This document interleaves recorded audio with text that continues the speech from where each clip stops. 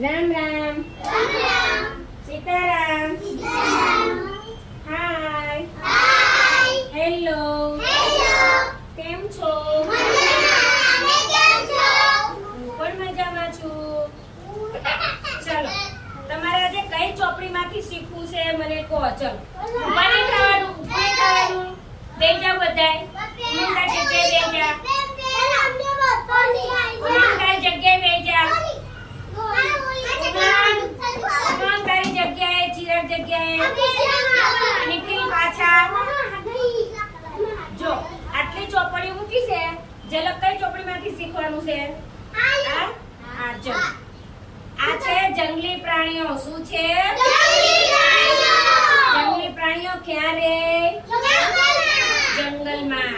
જંગલ કેવું હોય ભાઈ? શું મસ્ત હોય. જંગલમાં તો નકરા ઝાડવા જ હોય. પછી અંદર સિંહ હોય, વાઘ હોય. તમને બતાવું કોણ કોણ હોય. આ શું છે ભાઈ? વાઘ. શું છે? વાઘ છે. શું છે? આ વાઘ ક્યાં રહે? જંગલમાં. અને આ શું છે ભાઈ? સિંહ ક્યાં રહે? જંગલમાં. આ જેટલા પ્રાણીઓ બતાવું ને બધા જંગલમાં રહે. આ ચિત્તો છે. આ ચિત્તો છે ભાઈ. અને આ આપણે શું આવ્યું તો એમાં દીપડો આવ્યો તો ને આવો.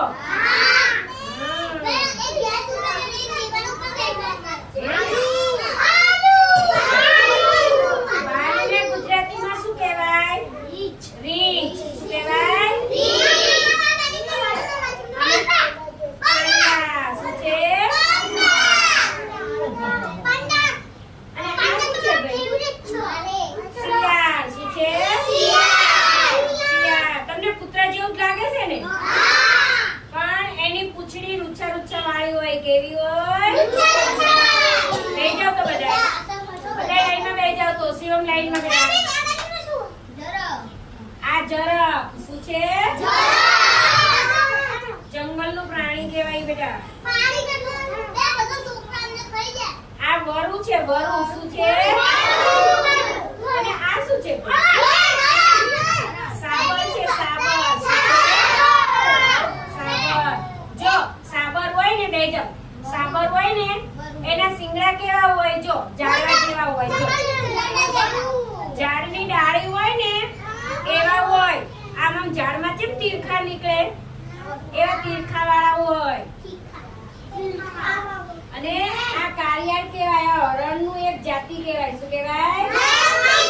અને આ હરણ છે. શું છે?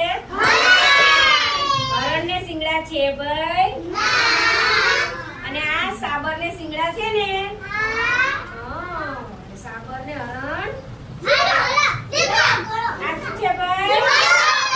જીબ્રા. શું છે? અને આ શું છે?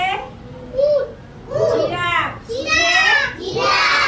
બધા જ પ્રાણીઓમાં જીરાફની ડોક બધા પ્રાણીઓ કરતા લાંબી હોય. શું હોય? મોઢું આવડું હોય અને ડોક લાંબી હોય. આ શું છે? ગાય છે. નીલ ગાય છે. શું છે? આપણે અહીંયા ગાય આવે છે ને એવી જ ગાય હોય.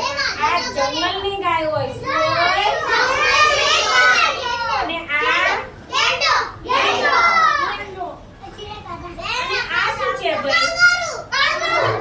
કાંગારુ.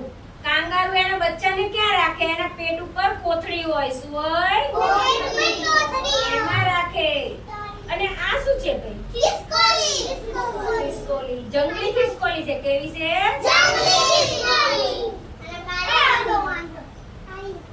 અને આ શું છે ભાઈ? કાંટાવાળું. પણ એને શું કહેવાય? સાહુડી. શું કહેવાય? એ સાહુડી જાતી હોય ને તો આપણને દડા જેવી દેખાય. કેવી દેખાય? એટલે આપણે એને પકડવા જઈએ ને તો એ કાંટા છોડે. શરીરમાંથી કાંટા બધા બહાર કાઢી નાખે. આ થાય એવું જ હોય. આના શરીર ઉપર એ કાંટા હોય અને શેળો કહેવાય. શું કહેવાય? શેળો. તમને ખબર પડી કે જંગલના પ્રાણીઓ કોને કહેવાય? હવે કાલે હું તમને છે ને પાલતુ પ્રાણીઓ વિશે શીખવાડીશ. એના વિશે પાલતુ પ્રાણીઓ વિશે. બરાબર? ચલો 1 2